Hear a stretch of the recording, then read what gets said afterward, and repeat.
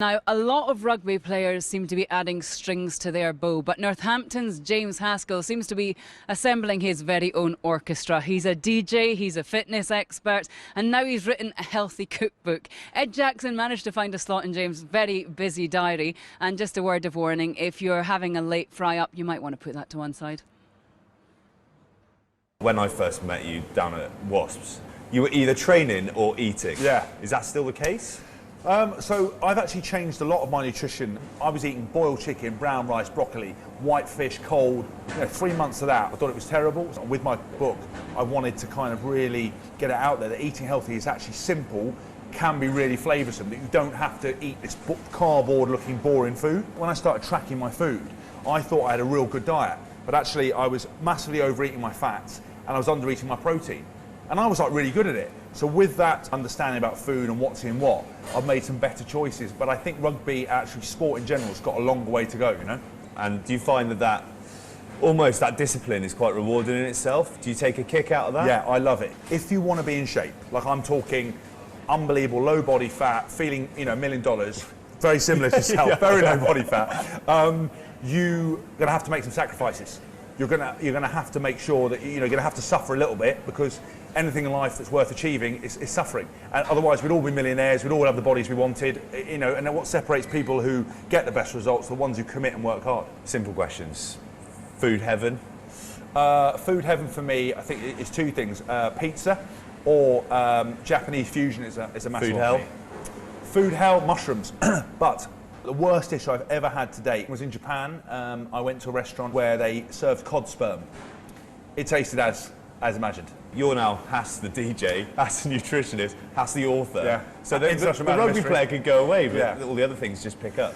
Yes and no. I still think the day I hang up my boots will be a massive day for me. I think it will take me in a lot of adjustment time. People laugh at me with the DJing stuff, but one of the biggest things that Sorry, I'm not meant to laugh. not meant to laugh, Hal, is that when a lot of sportsmen finish playing, they get a lot of depression because they miss the camaraderie of the team, they miss performing, they miss the adulation, and they miss getting to do something. DJing for me is an opportunity to perform. The last time I played out was for 4,000 people. I headlined for these young farmers. It takes the edge off not playing, because Yeah. I've got to look at that at some point in the next couple of years, maybe next week, I'll have to retire. And my concern is that so many players, especially young, all they know is rugby, all they want to be is rugby players. They're glued to their phones 24 hours a day. They finish training, they go and play Fortnite. They don't have the social skills. They're mollycoddled with the media, so they just say like boring answers all the time. Yeah. And then suddenly one day someone goes, you know what, your knee's gone, actually I don't think you can do that anymore. What do? It is business, and it's becoming way more ruthless. And you've got to remember that you're a commodity, and as soon as you don't serve your purpose, you are essentially dust. Saturday morning, a lot of people watching this on their sofa, maybe reaching for the second bacon sandwich. What's your message to people post-Christmas who are still trying to shift a bit of timber? What are the simple breakthroughs? Okay, simple things to do.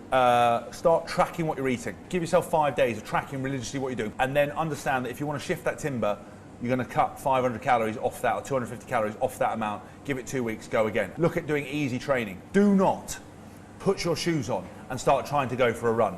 It is boring, it is hell, it will kill the joints, and unless you want to rig like Mo Farah, it's not really going to get you into the best shape. Get a plan and stick to it. Don't come into work and go, I'm trying CrossFit, because Sharon will say, we don't do CrossFit, you want to do F45, and then someone else will, don't do F45, you want to do watt bike sessions, or you don't want to do that, you want to do running, and before you know it, you're doing a little bit of that, a little bit of this, and you're getting completely lost, fed up, and confused. Find a plan, give it 6 weeks, and if you haven't got results over 4 to 6 weeks, can it and find something else. But stick to the plan, do what they say. I tell you what, mate.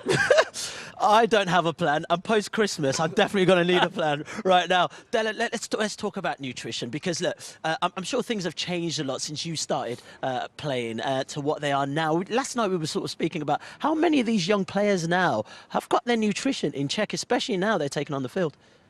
Yeah, definitely. I think even when we started, I think it was very, very important, nutrition at your club, what you're eating. I found it tough because obviously me, for breakfast, I couldn't eat breakfast, and obviously you're going first thing, you're going into the gym, and going on empty stomachs, it's not very good. So you know, I think it's very important, and nowadays it's even better. You know, the young kids, they go out less. You know, they're very, you know, particular at what times they eat. They've all got timings. They've got their watch beeping, what time they should eat, drink.